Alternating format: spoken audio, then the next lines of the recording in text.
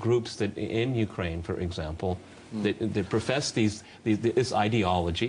You can find it. It's their websites. It's in English, and no one wants to talk about it. It's like the 800-pound gorilla in the room that no one wants to talk about. 70 years after the defeat of fascism. You hit the spot. I agree with Jeffrey that the international law was actually broken back in 1936 when the civil war in Spain started, and other countries started to get involved. But the terrible parallel, the ominous parallel with Ukraine is the following.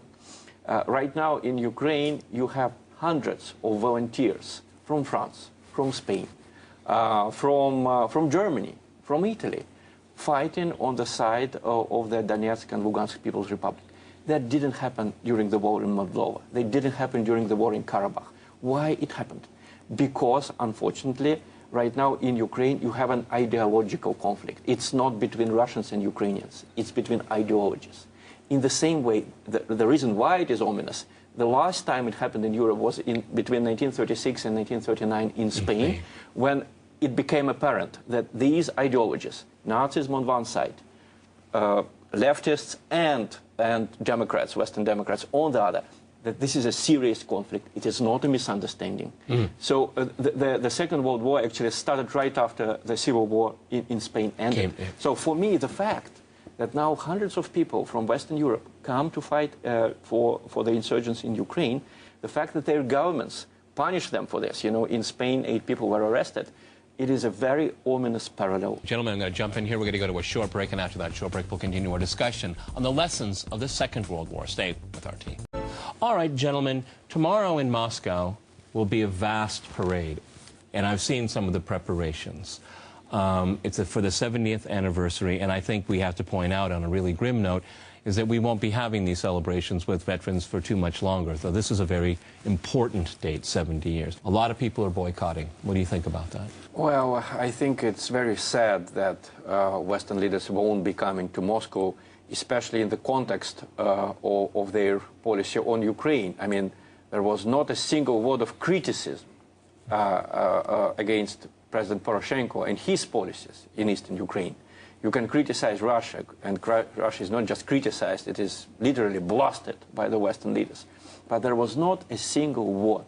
And there are $17.5 billion in loans for the new Ukrainian regime, where you have the Prime Minister saying that the Soviet Union occupied Ukraine and Nazi Germany.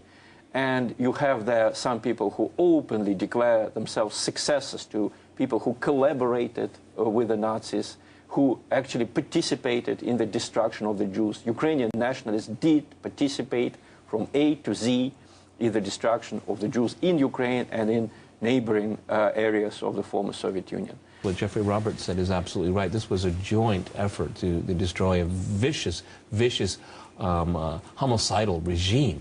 And that is being, unfortunately, in my mind, being forgotten at the expense of geopolitics of today.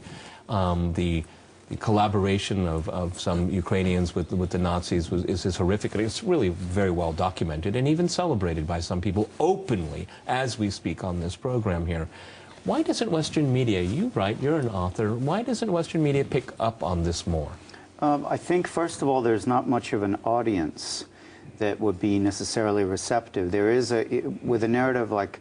Why? Because you'd have to say being pro-Nazi is worse than being pro-Russia? I mean, what is... No, I think you'd have to say, if I'm only speaking about the American audience, so you might have to explain to some people that the Soviet Union participated in the war. And so what happened, I think most people do know that, but... Would you continue the discussion at that point? Well, I probably would give up.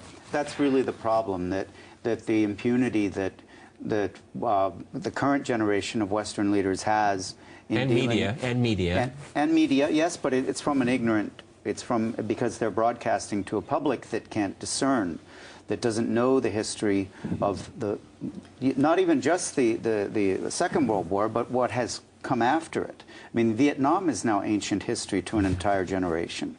The U.S. interventions in Central and South America are completely, they've dropped into the memory hole. So all of these things can happen pretty much as the leaders see fit.